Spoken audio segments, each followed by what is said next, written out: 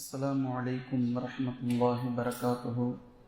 الحمد لله رب العالمين والعاقبة للمتقين والصلاة والسلام على المرسلين أما بعد فأعوذ بالله من الشيطان الرجيم بسم الله الرحمن الرحيم إن الذين آمنوا والذين هاجروا وجاهدوا في سبيل الله أولئك يرجون رحمة الله. கண்ணியத்திற்குரிய அல்லாஹ்வின் அடியார்களே, நபி ஸல்லல்லாஹு அலைஹி வஸல்லம் அவர்களின் 10 ஆண்டு கால மதீனத்து வாழ்க்கை என்ற தலைப்பின் கீழாக ஒரு சில செய்திகளை தொடர்ச்சியாக நாம் தெரிந்து கொண்டே வருகின்றோம்.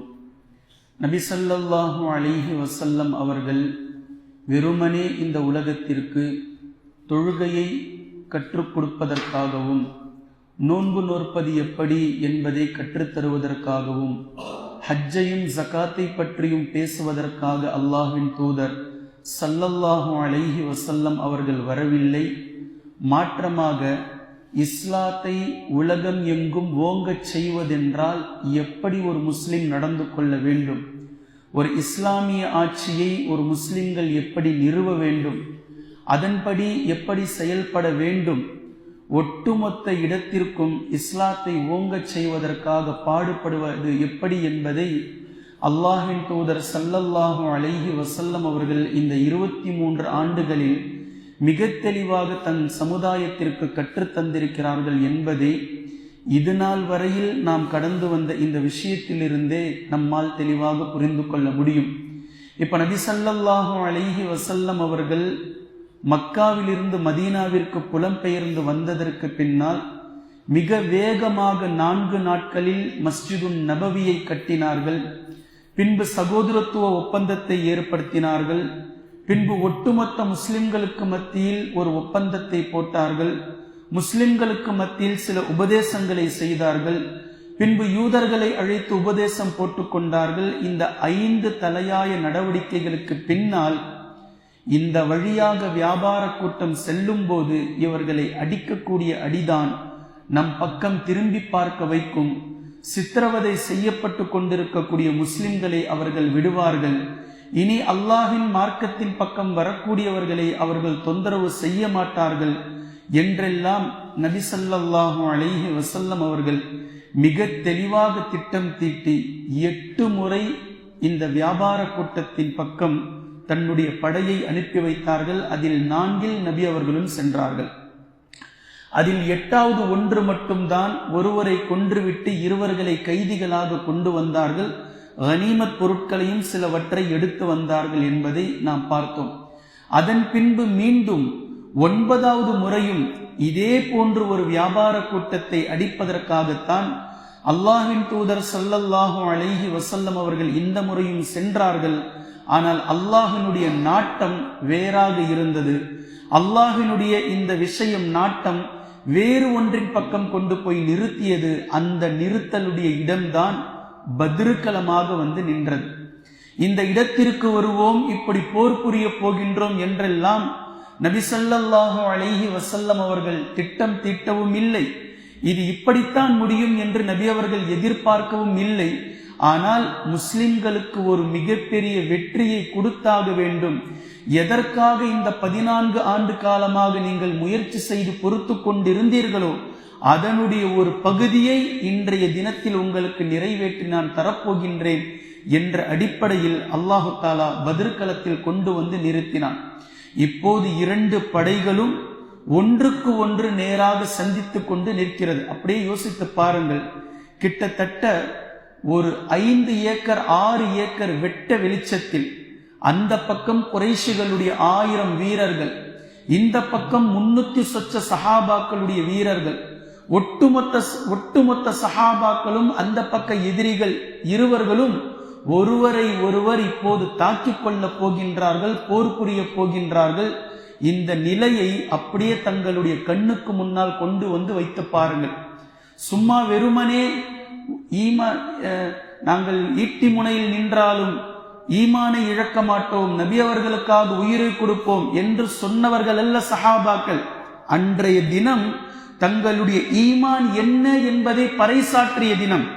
நபி ஸல்லல்லாஹு அலைஹி வஸல்லம் அவர்களை நாங்கள் எவ்வளவு நேசிக்கின்றோம் என்பதை பறைசாற்றிய நாள்.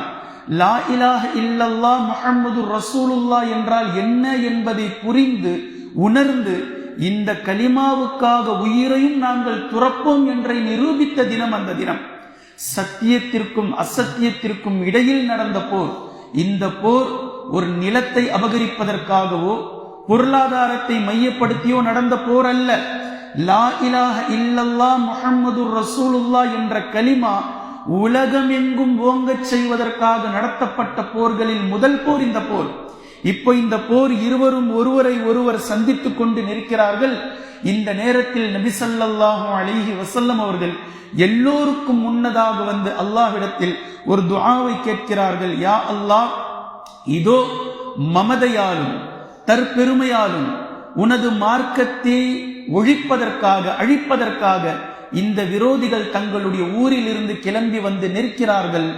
இவர்களை நீ அழித்து விடு, எங்களுக்கு நீ வெற்றியை கொடு என்று சொன்னதோடு மட்டுமில்லாமல் 2 படைகளில் ஒருவருக்கு நீ வாக்களித்திருக்கின்றாய், அந்த வாக்கை இன்றைய நாளில் நீ உண்மையாக்கு என்று அல்லாஹ்வின் தூதர் ஸல்லல்லாஹு அலைஹி வஸல்லம் அவர்கள் ஒரு சிறிய துஆவை இந்த நேரத்தில் செய்தார்கள். பின்பு குறைஷிகளுடைய அந்த படைகளை பார்த்தார்கள், அந்த எதிரிகளை பார்த்தார்கள். சிவப்பு ஒட்டகத்தில் உத்துபா என்பவர் உலாவிக் கொண்டிருந்தார். இதை பார்த்த நபி ஸல்லல்லாஹு அலைஹி வஸல்லம் அவர்கள் சொன்னார்கள், இந்த கூட்டத்திலேயே ஒரு நல்ல மனிதர் இவர்தான் இருக்க முடியும்.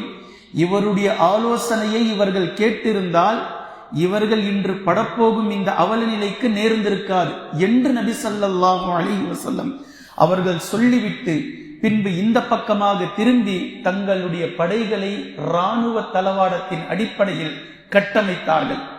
வரிசையாக சஹாபாக்களை நிற்க வைத்தார்கள். யார் யார் எங்கு எங்கு எப்படி நிற்க வேண்டும் என்ற அடிப்படையில் நபி அவர்கள் வரிசைப்படுத்தினார்கள். சஃப்பை சரி செய்வதை போன்று. இரண்டிற்கும் எவ்வளவு கனெக்ஷன் இருக்கு பாருங்க. எப்படி ஒரு தலைமைத்துவத்தின் கீழாக தொழுகைக்கு சஃப்பில் நிற்கிறோமோ இதுதான் நம்முடைய பயிற்சி. உண்மையாகவே அல்லாஹுக்காக நிற்க வேண்டிய அந்த சஃப்பு வந்தால் எப்படி இங்கு எந்த விதமான பேச்சும் இல்லாமல் அல்லாஹுக்காக நிலை நிற்கின்றோமோ இதே போன்ற அந்த சஃப்பில் நிற்க வேண்டும். இதே போன்ற அந்த சஃப்பிலும் அல்லாஹ்வுடைய தொடர்போடு அல்லாஹுக்காக மாத்திரம் நான் வந்திருக்கின்றேன் என்று அந்த களத்தில் நிற்க வேண்டும் என்பதை போன்று நம்மால் புரிந்து கொள்ள முடிகின்றது. நபி ஸல்லல்லாஹு அலைஹி வஸல்லம் அவர்கள் வரிசைப்படுத்துகின்றார்கள். நபி அவர்களுடைய கையில் ஒரு ஈட்டி இருந்தது.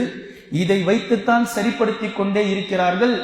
சவாத் ரலியல்லாஹு அன்ஹு அவர்கள் அந்த வரிசையில் இருந்து கொஞ்சம் முன்னாடி நின்றார்கள். வரிசையில இருக்கல.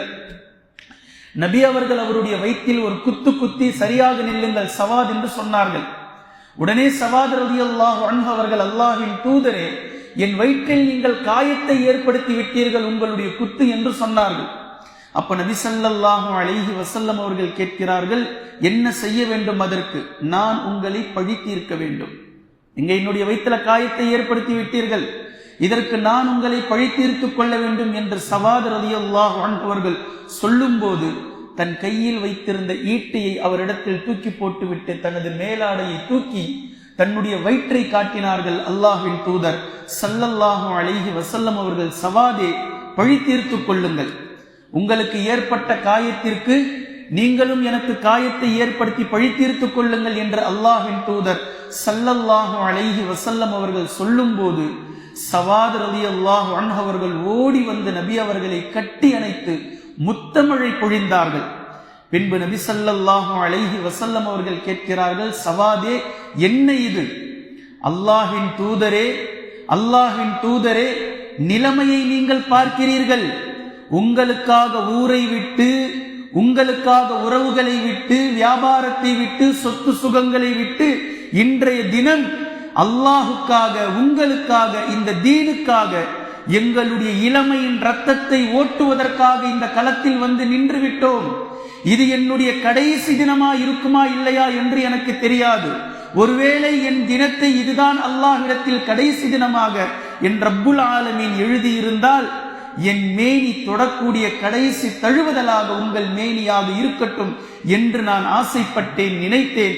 அதற்குத்தான் இவ்வாறு நான் செய்தேன் என்று அல்லாஹ்வின் தூதர் ஸல்லல்லாஹு அலைஹி வஸல்லம் அவர்களிடத்தில் சவாத் ரலியல்லாஹு அன்ஹு அவர்கள் கூறிய போது நபி ஸல்லல்லாஹு அலைஹி வஸல்லம் அவர்களை வாழ்த்தி அவருக்காக அல்லாஹ்விடத்தில் துஆவும் செய்தார்கள் என்பதை நாம் பார்க்கிறோம். பின்பு அவர் வரிசையில் சென்று சரியாக நின்றார். அதற்கு பின்னால் நபி ஸல்லல்லாஹு அலைஹி வஸல்லம் அவர்கள் சஹாபாக்களை பார்த்து சொன்னார்கள், நான் சொல்லும் வரைக்கும் போரை நீங்கள் துவங்கக்கூடாது, நான் சொல்லும் வரைக்கும் போரை நீங்கள் ஆரம்பிக்க கூடாது.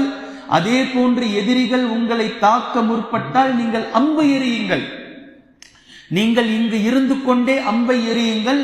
ஆனால் கொஞ்சம் அம்பை மீதமும் வைத்துக் கொள்ளுங்கள், எல்லா அம்பையும் ஒரேடியாக எறிந்து விடாதீர்கள். எதிரிகள் உங்களை நெருக்கமாக வந்து சூழ்ந்தால் அந்த நேரம் வரைக்கும் உங்களுடைய வாளை நீங்கள் உரையில் இருந்து உருவாதீர்கள். எதிரிகள் உங்களுடைய பக்கத்தில் வந்தால்தான் உங்களுடைய வாட்களை நீங்கள் உருவ வேண்டும். இந்த விஷயத்தை எல்லாம் சஹாபாக்களுக்கு நபி ஸல்லல்லாஹு அலைஹி வஸல்லம் அவர்கள் சொல்லிவிட்டு தங்களுடைய பரணி வீட்டிற்கு அபூபக்கர் சித்தீக் ரலியல்லாஹு அன்ஹு அவர்களை அழைத்து கொண்டு உள்ளே சென்று விட்டார்கள். சஅத் பின் முஆத் ரலியல்லாஹு அன்ஹு அவர்களும் அவரால் நியமிக்கப்பட்ட இளைஞர்களுடைய படையில் நபி ஸல்லல்லாஹு அலைஹி வஸல்லம் அவர்களுடைய பரணி வீட்டை முழுமையாக தற்காத்து கொண்டு படைகளை சூழ்ந்து கொண்டார்கள். இப்ப இது முஸ்லிம்களுடைய படை எப்படி இருக்க வேண்டும் என்று நபி ஸல்லல்லாஹு அலைஹி வஸல்லம் அவர்கள் காட்டிவிட்டார்கள். அந்த பக்கம் குறைஷிகளுடைய படை அபூஜஹல் கர்வம் கொண்டு அன்றைய தினத்தில் மமதையோடு அவனும் அல்லாஹ்விடத்தில் துஆ செய்தான், யா அல்லாஹ், எங்களுடைய உறவுகளை மிக அதிகமாக துண்டித்தவர் இவர்தான். நபி அவர்களை பார்த்தவன் பேசுகின்றார், மிக அதிகமாக உறவுகளை துண்டித்தவர் இவர்தான். எங்களுக்கு புரியாத தெரியாத நாங்கள் இதுவரை உணராத மார்க்கத்தை எல்லாம் புதிய புதிய மார்க்கத்தை கொண்டு வந்து சொல்லியவர் இவர்தான். எனவே நீ எங்களுக்கு வெற்றியை கொடு, எங்களுக்கு நீ இந்த போரில் எங்களுக்கு வெற்றியை கொடு என்று அபூஜஹலும் அல்லாஹ்விடத்தில் துஆ செய்கின்றான். அல்லாஹு தஆலா அதற்கு மறுப்பு தெரிவித்து ஆயத்தை சூரத்துல் அன்ஃபாலிலே இறக்கியதை நாம் பார்க்கின்றோம். உங்களுக்கான வெற்றி என்பது நீங்கள் போரிடாமல் சென்று விடுவதுதான். நீங்க பேசாம போயிட்டீங்கன்னா அல்லாஹு தஆலா உங்க விஷயத்துல சும்மா இருப்பான். நீங்கள் முஸ்லிம் படையை எதிர்த்து போரிடுவீர்களேயானால் நீங்கள் அசிங்கப்படுவீர்கள், நீங்கள் அவமானப்படுவீர்கள், நீங்கள் கேவலமான ஒரு அவலத்திற்கு ஆளாவீர்கள் என்ற தொனியில் அல்லாஹு தஆலா இன் தஸ்தஃப்திஹு ஃபகத் ஜாஅகுமுல் ஃபத்ஹ் வ இன் தன்தஹு ஃபஹுவ கைருல் லக்கும். நீங்கள் திரும்பி விட்டால், போரிடாமல் சென்று விட்டால் அது உங்களுக்கு நல்லது. நீங்க வந்தீங்க அப்படின்னா நீங்க எதை சந்திக்க வேண்டுமோ அதை நீங்கள் சந்திப்பீர்கள் என்ற தொனியில் அல்லாஹு தஆலா மிக தெளிவாக ஆயத்தை இறக்கினான். இப்போ இந்த ரெண்டு படைகளும் நேருக்கு நேர் நின்று கொண்டிருக்கின்றது போரை துவங்குவதற்காக. இந்த நேரத்தில் அஸ்வத் இப்னு அப்துல் அசத் என்று சொல்லக்கூடிய ஒருவன் குறைஷிகளுடைய படையில் மிகவும் கெட்டவனாக இருந்தான். அவன்தான் முதலாக தங்களுடைய படையில் இருந்து வெளியேறி வருகின்றான். அவன் வேணும்னே சண்டை இழுப்பதற்காக வருகின்றான். ஆனால் அவன் சொல்லக்கூடிய ரீசன், அந்த நீர்நிலையில் நான் நீரை எடுப்பேன். நம்ம நேத்தே சொன்னோம், எல்லா நீர்நிலைகளையும் அழித்து விட்டார்கள் முஸ்லிம்கள். முஸ்லிம்களிடத்தில் மட்டும் நீர்நிலையை வைத்துக் கொண்டார்கள். அது முஸ்லிம்களுடைய படை சைடுல இருக்கு. அப்ப அந்த நீர்நிலையில் நான் நீரை எடுப்பேன் என்று அவன் வருகின்றான். அவன் நெருங்கும் போது ஹம்சா ரலியல்லாஹு அன்ஹு அவனுக்கு எதிராக சென்று அவனுடைய கால்களை வெட்டி வீழ்த்தினார்கள். பின்பு அவன் விழுந்தான். அவனுடைய பிடிவாத குணத்தால் தவழ்ந்து கொண்டே வந்து நீர்நிலையில் வந்து விழுந்தான். அந்த நீர்நிலையில் வைத்தே ஹம்சா ரலியல்லாஹு அன்ஹு அவர்கள் அவனுடைய கதையை முடித்தார்கள், கொன்று புதைத்தார்கள்.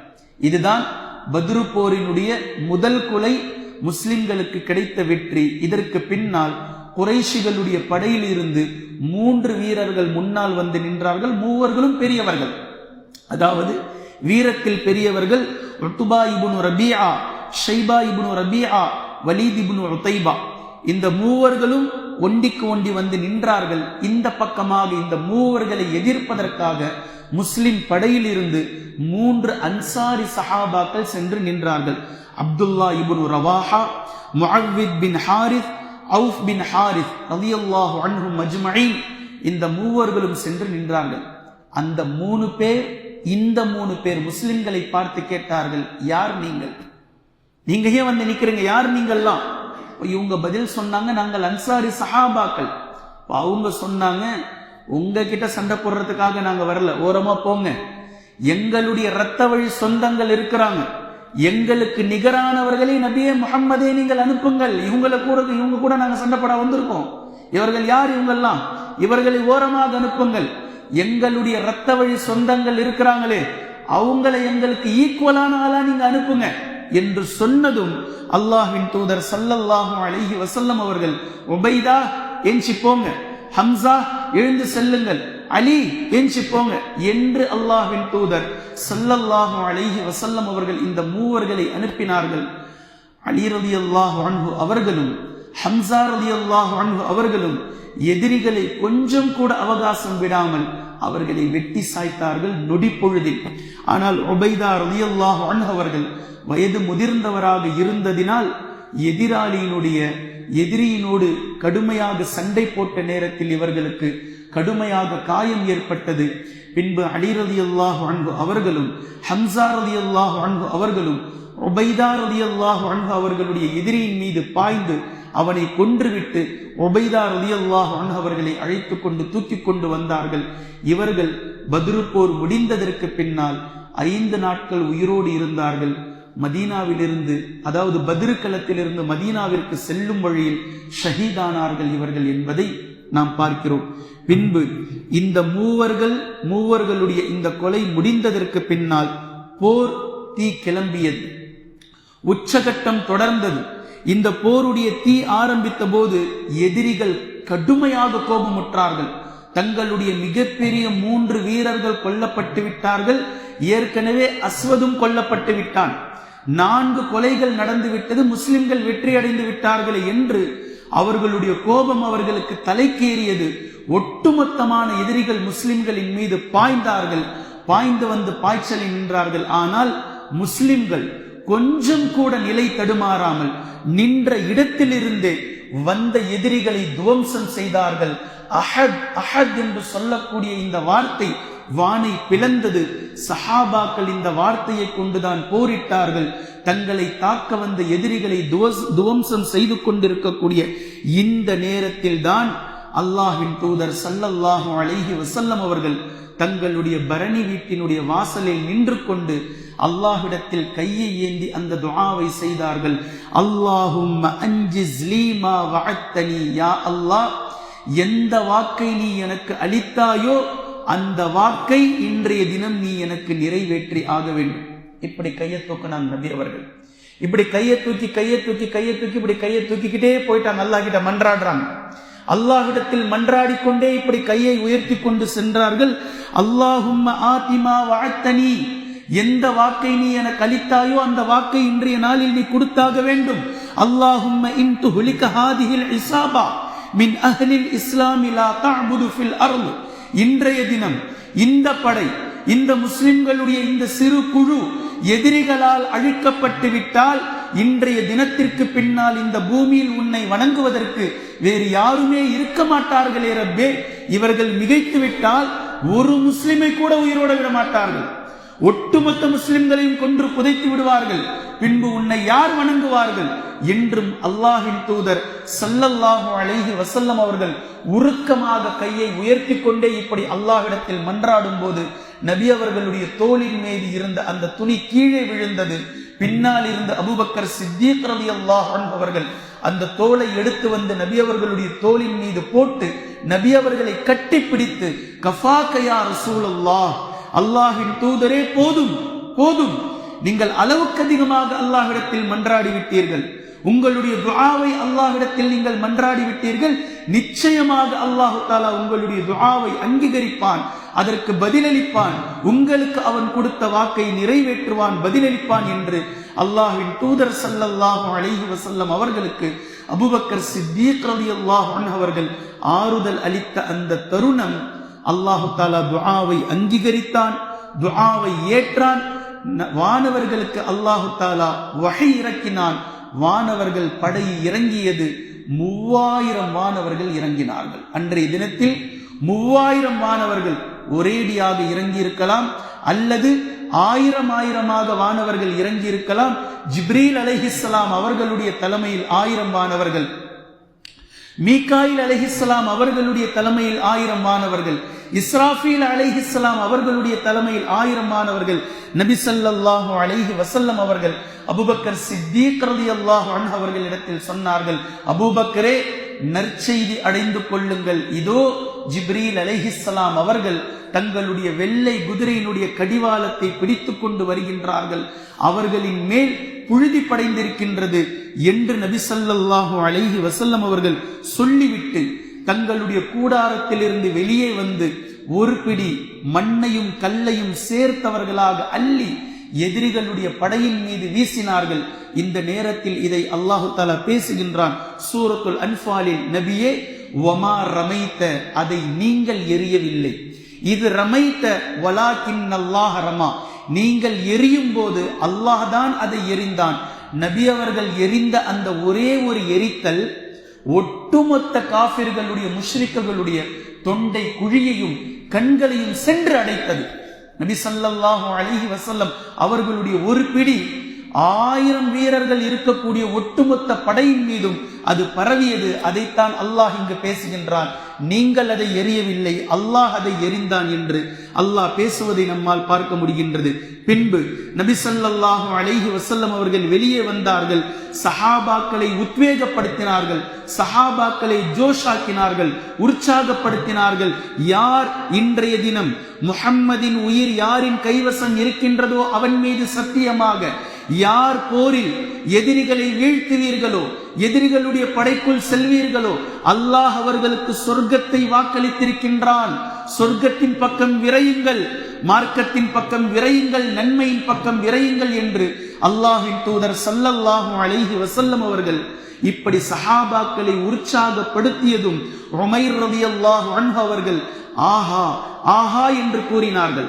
நபி ஸல்லல்லாஹு அலைஹி வஸல்லம் அவர்கள் என்ன ஆஹா என்று கூறுகிறாய் என்று சொன்னதும், அல்லாஹ்வின் தூதரே, தவறாக நான் ஒன்றும் கூறவில்லை, இந்த போரில் நான் ஷஹீதானால் அல்லாஹ் எனக்கு சொர்க்கம் தருவானா என்ற ஆசையில், என்ற சந்தோஷத்தில் நான் ஆஹா என்று கூறினேன். தனது மரணத்தை நினைத்து ஆஹா என்று கூறிய ஒரு சஹாபியை நாம் பார்த்திருப்போமா? நமக்கு அப்படி வருமா? பொருளாதாரத்தின் பக்கமும் உலக மோகத்தின் பக்கமும் ஆஹா இன்றைய தினம் எவ்வளவு லாபம், ஆஹா எவ்வளவு சீக்கிரத்தில் வீடை கட்டிவிட்டோம், ஆஹா எவ்வளவு சீக்கிரமாக வாழ்வில் உயர்ந்து விட்டோம். ஆனால் ஆஹா நான் மௌத்தாவேன், நான் மௌத்தாக போகின்றேன், எனக்கு சொர்க்கம் கிடைக்கப் போகின்றது, என் மரணத்தை அல்லாஹ் தஆலா பொருந்திக் கொள்ளப் போகின்றான், ஆஹா என்று அந்த உமைர் ரலியல்லாஹு அன்ஹு அவர்கள் சொல்லிவிட்டு தன்னிடத்தில் இருந்த சில பேரித்த பழங்களை எடுத்து சாப்பிட்டு விட்டு அருகில் இருந்தவர்களிடத்தில் அந்த பேரித்த பழங்களை போட்டுவிட்டு எதிரிகளுடைய கூட்டத்திற்குள் நுழைந்தார்கள். எதிரிகளை சின்ன பின்னமாக்கினார்கள். அதே எதிரிகளால் இவர்களும் வெட்டுண்டு ஷஹீதானார்கள் பத்ர் களத்தில் உமைர் ரலியல்லாஹு அன்ஹு அவர்கள். பின்பு அவுஃப் பின் ஹாரிஸ் ரலியல்லாஹு அன்ஹு அவர்கள் அல்லாஹ்வின் தூதர் ஸல்லல்லாஹு அலைஹி வஸல்லம் அவர்களிடத்தில் வந்து கேட்டார்கள், அல்லாஹ்வின் தூதரே, ஒரு அடியார் எந்த செயலை செய்வதினால் அல்லாஹ் அந்த அடியாரை பார்த்து சிரிக்கின்றான் சந்தோஷப்பட்டு, ஒரு அடியார் எந்த செயலை செய்வதினால் அல்லாஹ் அந்த அடியாரை பார்த்து சிரிக்கின்றான் சந்தோஷத்தில் என்று கேட்கும் போது நபி ஸல்லல்லாஹு அலைஹி வஸல்லம் அவர்கள் பதிலளித்தார்கள், போர்க்களத்தில் எதிரிகள் சூழ்ந்திருக்கும் நேரத்தில் எந்த விதமான கவச உடையும் இல்லாமல் எதிரிகளுடைய கூட்டத்தில் கையை நுழைப்பாரே, இவரை பார்த்து அல்லாஹ் சிரிக்கின்றான் என்று சொன்னதுதான் தாமதம். அவுஃப் பின் ஹாரிஸ் ரலியல்லாஹு அன்ஹு அவர்கள் அணிந்திருந்த தனது இரும்பு கவசத்தை கழற்றி போட்டுவிட்டு, பாதுகாப்புக்காக போடுவாங்க, போட்டிருந்த இரும்பு கவசத்தை கழற்றி போட்டுவிட்டு எதிரிகளுடைய படைக்குள் நுழைந்து இவர்களும் ஷஹீதானதை நாம் பார்க்கின்றோம். கண்ணியத்திற்குரிய அல்லாஹ்வின் அடியார்களே, ஈமான் என்றால் என்ன என்பதை, தவக்குல் என்றால் என்ன என்பதை, தக்வா என்றால் என்ன என்பதை, இஹ்சான் என்றால் என்ன என்பதை, முஃமின்கள் என்றால் யார் என்பதை உலகத்திற்கு சஹாபாக்கள் பறைசாற்றிய நாள் அந்த நாள். இந்த போர் தங்களுடைய வாளின் மீதோ கேடயத்தின் மீதோ தங்களுடைய வீரத்தின் மீதெல்லாம் அவர்களுக்கு நம்பிக்கை இல்லை.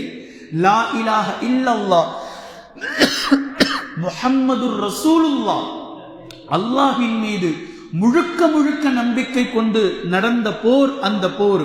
பின்பு இந்த இரண்டும் நடந்ததற்கு பின்னால் நபி ஸல்லல்லாஹு அலைஹி வஸல்லம் அவர்கள் தங்களுடைய எதிரிகளின் பக்கத்தில் யாருமே நெருங்க முடியாத அளவிற்கு நபி ஸல்லல்லாஹு அலைஹி வஸல்லம் அவர்கள் களத்திற்குள் குதித்தார்கள். எதிரிகளுக்கு பக்கமாக சென்றார்கள். பின்பு சூரத்துல் கமருடைய இந்த வசனத்தை ஓதினார்கள். சயுஹுஸமுல் ஜம்உ வ யுவல்லூன துபுர்.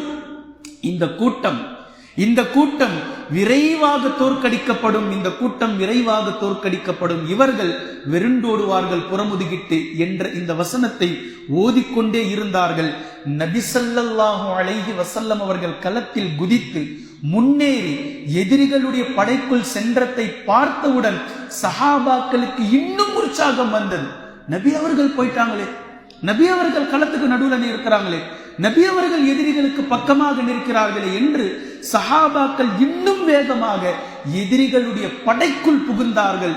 எதிரிகளை துவம்சம் செய்தார்கள், வாட்களை சுழற்றினார்கள், அவர்களுடைய தலையை அவர்களுடைய உடல்களில் இருந்து பீத்து எடுத்தார்கள், துண்டு துண்டாக்கினார்கள், சுக்குநூறாக்கினார்கள். ஈமான் ஒளிரிக்கொண்டே இருந்தது, ஈமான் மிகைத்துக் கொண்டே இருந்தது. சஹாபாக்கள் அன்றைய தினம் அந்த குறைஷி கூட்டத்தை துவம்சம் செய்த அந்த நேரத்தில் குறைஷிகளால் சமாளிக்க முடியாமல் திணறினார்கள். அவர்களுக்கு என்ன செய்வதென்றே தெரியாமல் இங்கும் அங்குமாக சிதற ஆரம்பித்தார்கள். என்ன செய்வதென்றே புரியவில்லை. நாம் தோற்றுவிட்டோம் என்பது போல் அவர்கள் உணர ஆரம்பித்தார்கள். இந்த நேரத்தில் தான் சில விஷயங்களை நாம் பார்க்கின்றோம். அபூஜஹலுடைய மகன் தலை வெட்டுண்டு கீழே விழுந்தது. அது அவரே சொல்றாரு, என்னுடைய தலையை வெட்டுவதற்காக ஒருவர் ஓங்குகிறார், நான் அதை பார்த்தேன்.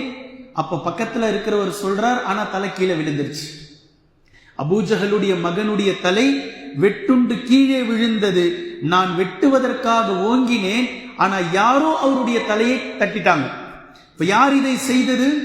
வானவர்கள் சஹாபாக்களுக்கு உதவி செய்தார்கள். சஹாபாக்கள் தங்களுடைய ஈமானையும் தங்களுடைய வீரத்தையும் ஒரு புறம் காட்டிக்கொண்டு இருக்க, அல்லாஹ்வின் புறத்திலிருந்து வானவர்கள் சஹாபாக்களுக்கு உதவி செய்து கொண்டே இருந்தார்கள். அதே போன்று ஒரு அன்சாரி தோழர் இன்னொரு எதிரியை விரட்டி கொண்டு செல்கின்றார். ஆனால் இவரை விட வேகமாக தனக்கு மேலாக ஹைசும் முன்னேறி செல் என்ற சப்தம் எனக்கு கேட்டது. பின்பு நான் என் சாட்டையை என் எதிரியின் மீது அடிப்பதற்காக சுழற்றும் போதே என் எதிரி கீழே விழுந்தான். அவனுடைய முகம் மூக்கு அறுபட்டு அவனுடைய முகம் பிளந்தவனாக கிடந்தான். ஆனா நான் அடிக்கவே இல்லை, நான் சுழற்றினேன், ஆனால் அவன் விழுந்து கிடந்தான் என்று அந்தந்த தோழர்கள் சொல்கின்றார்கள். இதே போன்று அபூ தாவூத் ரலியல்லாஹு அன்ஹு அவர்கள் கூறுகின்றார்கள், நான் ஓங்கினேன், எதிரியினுடைய தலை கீழே விழுந்தது. அதே போன்று அன்சாரி சஹாபிகளில் ஒருவர் கூறுகின்றார்கள், நான் ஒருவரை, அதாவது அப்பாஸ் ரலியல்லாஹு அன்ஹு அவர்களை கைது செய்து அழைத்து வந்தேன். அப்போ அப்பாஸ் அப்ப இஸ்லாத்தை தழுவல, பின்னால் இஸ்லாத்தை தழுவினாங்க, அதனால ரலியல்லாஹு அன்ஹு சொல்றேன். அப்பாஸ் ரலியல்லாஹு அன்ஹு அவர்கள் சொன்னார்கள், முஹம்மதே, இவர் என்னை கைது செய்யவில்லை, என்னை கைது செய்தவர் குதிரையில் மிக அழகான தோற்றத்தில் இருந்தார் என்று அப்பாஸ் ரலியல்லாஹு அன்ஹு அவர்கள் சொல்கிறார்கள். அப்போ கைது செய்த இவர் சொல்கிறார், அல்லாஹ்வின் தூதரே, நான் தான் இவரை கைது செய்தேன். அப்போ நபி ஸல்லல்லாஹு அலைஹி வஸல்லம் அவர்கள் சொன்னார்கள், தோழரே, கொஞ்சம் அமைதியாக இருங்கள், கொஞ்சம் சும்மா இருங்கள், மூன்றாவது வானத்தில் இருந்து உங்களுக்கு உதவி கிடைத்திருக்கின்றது என்று அல்லாஹ்வின் தூதர் ஸல்லல்லாஹு அலைஹி வஸல்லம் அவர்கள் கூறினார்கள். இதே போன்ற அலி ரலியல்லாஹு அன்ஹு அவர்கள் கூறுகிறார்கள், என்னையும் அபூபக்கர் சித்தீக் ரலியல்லாஹு அன்ஹு அவர்களையும் பார்த்து நபி ஸல்லல்லாஹு அலைஹி வஸல்லம் அவர்கள் கூறினார்கள், ஒருவரோடு ஜிப்ரீலும் ஒருவரோடு மீகாயில் அலைஹிஸ்ஸலாம் இருவர்களும் இருக்கிறார்கள். இந்த ரெண்டு சஹாபியினுடைய தரம் என்னன்றது நம்மளால் புரிஞ்சுக்க முடியும். ஏனைய சஹாபாக்களோடு ஏனைய வானவர்கள் இருந்தார்கள், ஆனா குறிப்பிட்டு இந்த ரெண்டு நபித்தோழர்களை பார்த்து நபி ஸல்லல்லாஹு அலைஹி வஸல்லம் அவர்கள் கூறினார்கள், ஒருவரோடு ஜிப்ரீல் ஒருவரோடு மீகாயில் அலைஹிஸ்ஸலாம் அவர்கள் இருக்கிறார்கள் என்று கூறியதோடு மட்டுமில்லாமல் இந்த போரில் இஸ்ராஃபீல் அலைஹிஸ்ஸலாம் அவர்களும் கலந்திருக்கிறார்கள், அவர் மிகப்பெரியவானவர் என்று சொன்னார்கள் அல்லாஹ்வின் தூதர் ஸல்லல்லாஹு அலைஹி வஸல்லம் அவர்கள். அதே போன்று இந்த நேரத்தில் ஹாரிஸ் ரலியல்லாஹு அன்ஹு அவர்கள் இப்லீஸ் சுராக்கா இப்னு மாலிக்குடைய வேடத்தில் இந்த போரில் கலந்திருந்தான். இப்லீஸ் ஷைத்தான் சுராக்கா இப்னு மாலிக்குடைய உருவத்தில் இந்த போரில் கலந்திருந்தான். ஹாரிஸ் ரலியல்லாஹு அன்ஹு அவர்கள் அவனை பிடித்துக் கொண்டார்கள், சுராக்கா என்று நினைத்து பிடித்துக் கொண்டார்கள். ஆனால் அவன் ஹாரிஸ் ரலியல்லாஹு அன்ஹு அவர்களுடைய நெஞ்சின் மீது வேகமாக அடித்துவிட்டு கீழே தள்ளிவிட்டு தப்பி ஓடினான். பின்பு இவர்கள் எல்லாம் சுராக்கா எங்கே ஓடுகிறீர் எங்கே ஓடுகிறீர் என்று குறைஷி மக்கள் அவரை கூப்பிடுகின்றார்கள். ஆனால் ஷைத்தான், நான் நீங்க நினைச்ச மாதிரி இல்ல, இந்த போர் முடிவுக்கு வரப்போகின்றது, நீங்கள் தோற்கப் போகிறீர்கள், அவர்கள் ஜெயிக்கப் போகிறார்கள் என்று சொல்லிக்கொண்டே கடலில் சென்று குதித்தான் என்பதை ஹதீஸிலே நாம் பார்க்கின்றோம். இந்த இடத்தில் தான் மிக முக்கியமான ஒரு நிகழ்வை நாம் பார்க்க வேண்டும். இப்படி எதிரிகளுடைய படை சோர்வடையக்கூடிய நேரத்தில், எதிரிகளுடைய படை தோற்று போகும் என்று இருக்கக்கூடிய இந்த நேரத்தில் அபூஜஹல் தன்னுடைய படைகளை உற்சாகப்படுத்தினான். சுராக்கா இப்னு மாலிக் ஓடிவிட்டார், உத்பா கொல்லப்பட்டு விட்டார், ஷைபா கொல்லப்பட்டு விட்டார் என்றெல்லாம் நினைத்து நீங்கள் துவண்டு விடாதீர்கள், பொங்கி எழுங்கள், அந்த மக்களை நீங்கள் கொல்ல வேண்டும், இல்லை என்றால் முஹம்மதை நீங்கள் கொல்லாமல் திரும்பிவிட்டால் மக்கா நம்மை என்னவென்று பேசும், இந்த போர் நாம் வெற்றி அடைந்து விட்டுதான் செல்ல வேண்டும் என்று அபூஜஹல் மக்களுக்கு மத்தியில் கூக்குரலிட்டான், அவன் உற்சாகப்படுத்தினான். இந்த நேரத்தில் தான் அப்துர் ரஹ்மான் இப்னு அவுஃப் ரலியல்லாஹு அன்ஹு அவர்களுக்கு இந்த பக்கத்திலும் இந்த பக்கத்திலும் இரண்டு சிறுவர்கள் நின்று கொண்டிருந்தார்கள். டீனேஜ் வாலிபர்கள், இளைஞர்கள். மிக கவனமாக கவனிக்க வேண்டும் இதை. அப்துர் ரஹ்மான் இப்னு அவுஃப் ரலியல்லாஹு அன்ஹு அவர்களே இந்த ஹதீஸை கூறுகின்றார்கள். எனக்கு வலது பக்கத்தில் இருந்த ஒரு சிறுவர், அதாவது வாலிபர், டீனேஜ், இவர் என்னை அழைத்தார். என் சிறிய தந்தையே, அபூஜஹல் அபூஜஹல் என்று எல்லோரும் சொல்கிறார்களே, யார் அவன் என்று கேட்கிறார். அப்ப அப்துர் ரஹ்மான் இப்னு அவுஃப் ரலியல்லாஹு அன்ஹு அவர்கள் கூறுகிறார்கள், இந்த கேள்வியே என்னை ஆச்சரியத்தில் ஆழ்த்தியது. அபூஜஹல் மிகப்பெரிய குறைஷிகளுடைய வீரன், அவன் பார்ப்பதற்கே ஆள் பிரம்மாண்டமா இருப்பான். இந்த பொடியன் என்ன செய்ய போகிறார், ஏன் அபூஜஹலை இவர் கேட்கிறார்? அபூஜஹலை பற்றி தெரிந்து நீ என்ன செய்ய போகிறாய் என்று நான் அந்த சிறுவனிடத்தில் கேட்டேன்.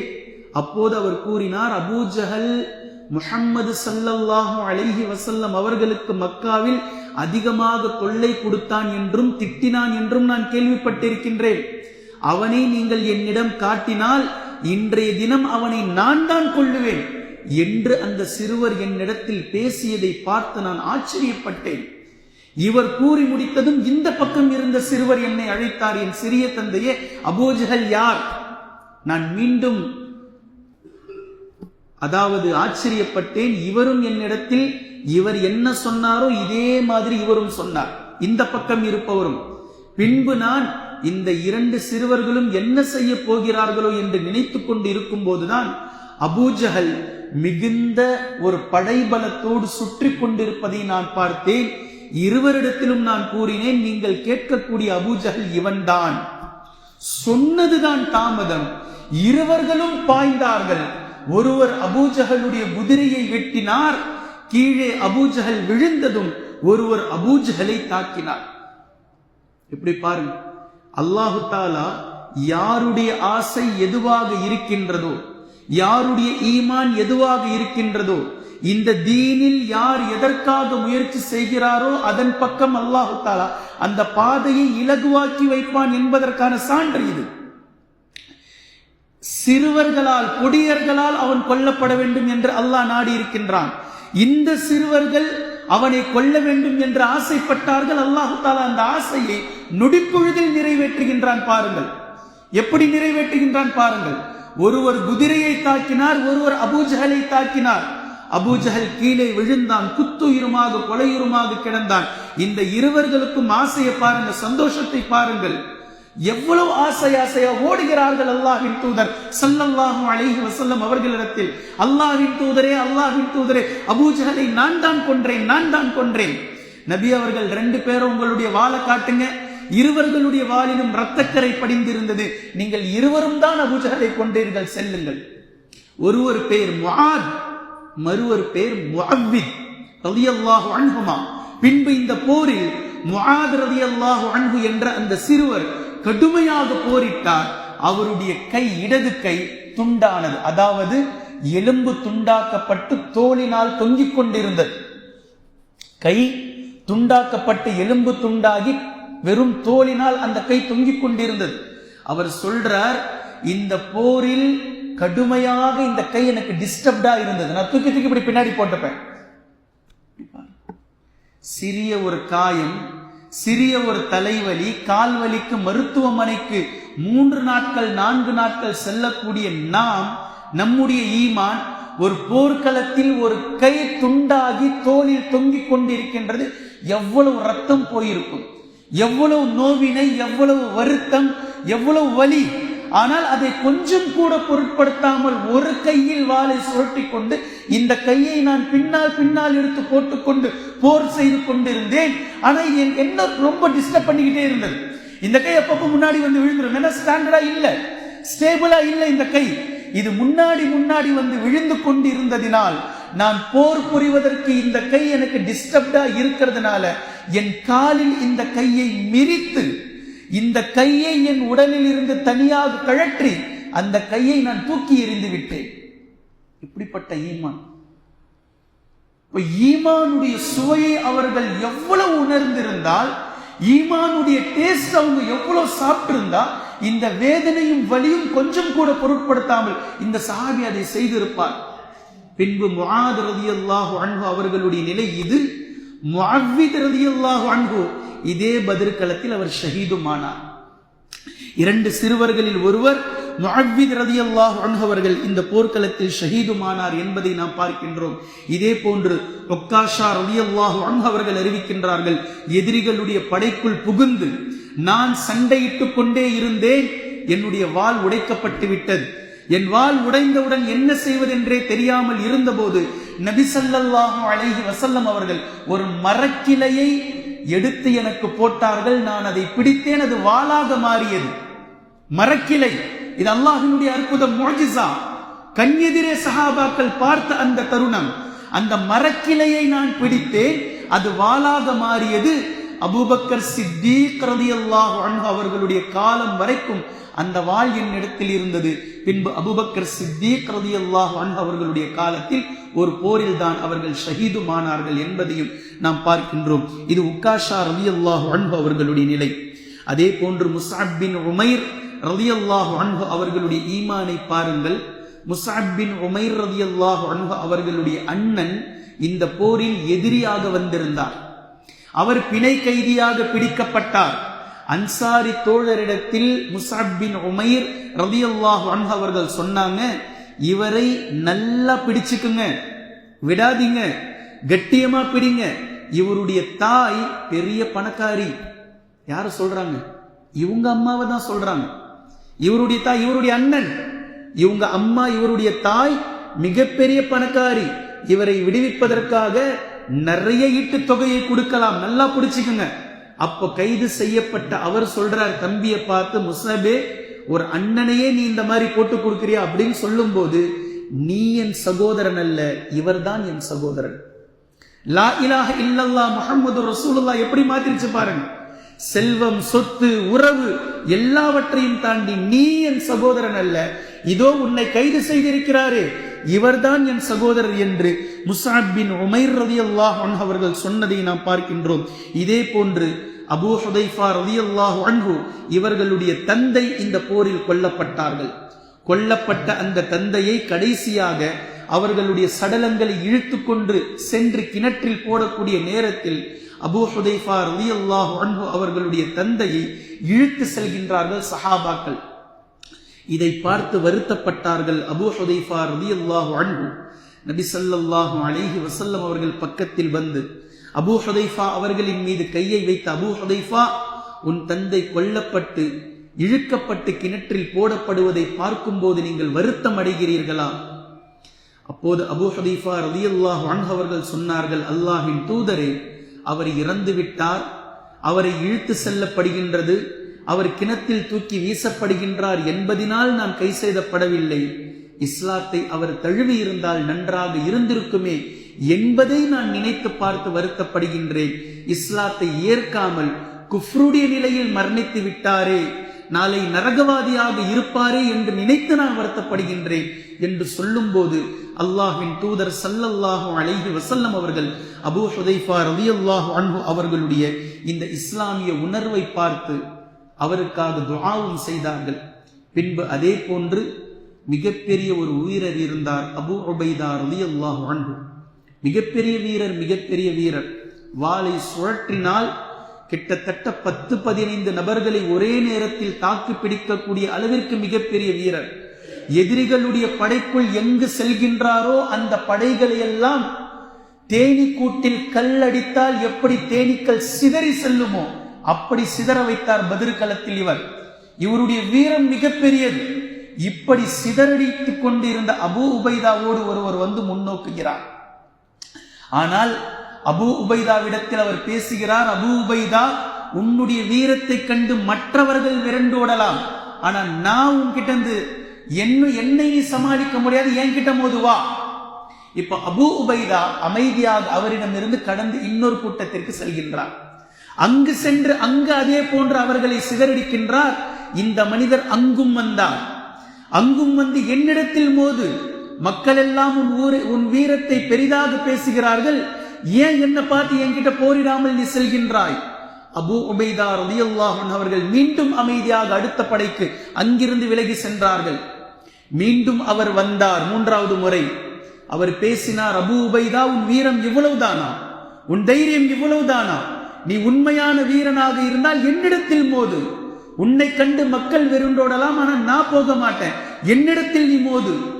மீண்டும் அபூ உபைதா ரலியல்லாஹு அன்ஹு அவர்கள் அங்கிருந்து விலகிச் சென்றார்கள். 4வது முறையும் அவர் வந்தார். அவருடைய தலையை அவருடைய உடலிலிருந்து தனியாக எடுத்து விட்டார்கள். பின்பு தெரிந்தது அவர் யார்? அபூ உபைதா ரலியல்லாஹு அன்ஹு அவர்களுடைய தந்தை, பெற்றெடுத்த தந்தை. இந்த போர் சத்தியத்திற்கும் அசத்தியத்திற்கும் பிரித்து காட்டக்கூடிய போர் என்று சொல்வது இதனால் தான். மகன் தந்தையை வெட்டினார், தந்தை மகனை வெட்டினார். உறவு முறைகளில் இருக்கக்கூடிய மச்சான்மார்கள் மாமன்மார்களை வீழ்த்தினார்கள், மாமன்மார்கள் மச்சான்மார்களை வீழ்த்தினார்கள். எப்படிப்பட்ட ஈமான் என்று பாருங்கள். நீதத்திலும் உறவுகளை கூட பார்க்கவில்லை, அவ்வளவு தெளிவாக போரிட்டார்கள். இது அபூ உபைதா ரலியல்லாஹு அன்ஹு அவர்களுடைய விஷயத்தில் நடந்தது. ஒரு கட்டத்தில் போர் முடிவுக்கு வந்தது. முஸ்லிம்களுடைய இந்த வீரத்தை தாக்கு பிடிக்க முடியாமல் எதிரிகள் சிதறுண்டு ஓடினார்கள், நிலை தடுமாறினார்கள்.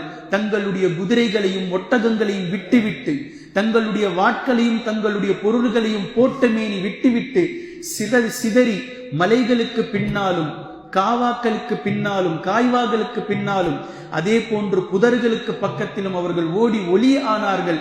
முஸ்லிம்கள் அவர்களை விரட்டி பிடித்து வெட்டினார்கள், அவர்களை துரத்தி சென்று வெட்டினார்கள். இந்த நிலை ஏற்பட்டதற்கு பின்னால் மயானம் அமைதியானது, மைதானம் போர்க்களம் அமைதியானது. எங்கு பார்த்தாலும் முஸ்லிம்கள் வீரத்தோடு கர்ஜித்துக் கொண்டு நிற்கிறார்கள். இருக்கக்கூடியவர்கள் வெட்டப்பட்ட நிலையில், துண்டிக்கப்பட்ட நிலையில் குறைஷி மக்கள் கிடக்கின்றார்கள். முஸ்லிம்களை எதிர்த்து நிற்க யாருமே இல்லாத நிலை உருவானது. சில மணி நேரங்களில் இப்படி முடிந்த போது நபி ஸல்லல்லாஹு அலைஹி வஸல்லம் அவர்கள் அபூஜஹலுடைய உடல் எங்கிருக்கிறது பாருங்கள் என்று ஆள் அனுப்பினார்கள். அப்துல்லா இப்னு மஸ்ஊத் ரலியல்லாஹு அன்ஹு அவர்கள் சென்றார்கள். முஆதும் முஅவ்விதும் அபூஜஹலை வெட்டியதில் அவன் குற்றுயிருமாக கொலையுருமாக கிடந்தான்.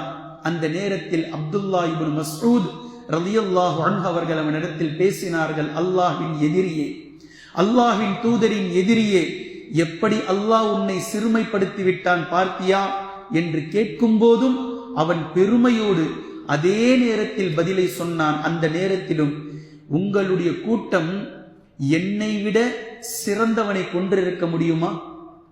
பெருமையில் பேசுகின்றான். அந்த நேரத்திலும் உங்களுடைய கூட்டம், இந்த கூட்டத்தில் கொன்றவர்களிலேயே நான் தான் சிறந்தவன், நான் தான் உயர்ந்தவன், என்னை விட மேலானவர்கள் கொல்லப்பட்டவர்கள் இங்கு வேறு யாரும் கிடையாது என்று சொல்லிட்டு கேட்கிறான். சரி, எனக்கு ஒரு பதிலை சொல், இன்றைய தினம் வெற்றி யாருக்கு?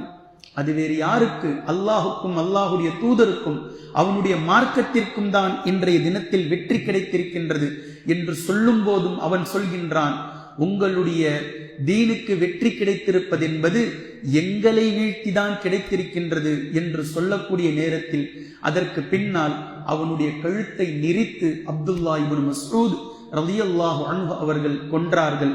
அவனுடைய கழுத்தை தனியாக துண்டாக தலையை வெட்டி எடுத்துவிட்டு அப்துல்லா இப்னு மஸ்ஊத் ரலியல்லாஹு அன்ஹு அவர்கள் அல்லாஹ்வின் தூதர் ஸல்லல்லாஹு அலைஹி வஸல்லம் அவர்களிடத்தில் கொண்டு சென்றார்கள்.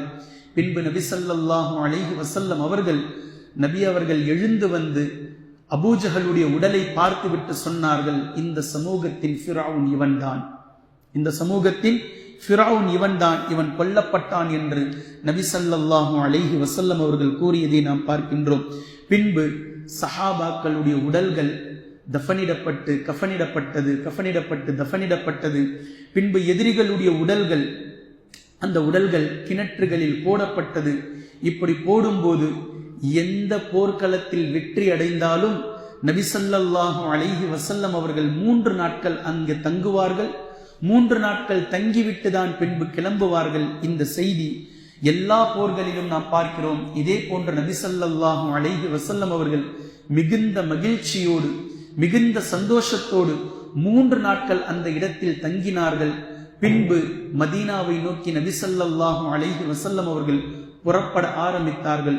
புறப்படுவதற்கு முன்னால் முஸ்லிம்கள் வெற்றி அடைந்து விட்டார்கள் என்ற செய்தியை மதீனாவிற்கு தூது அனுப்பினார்கள்.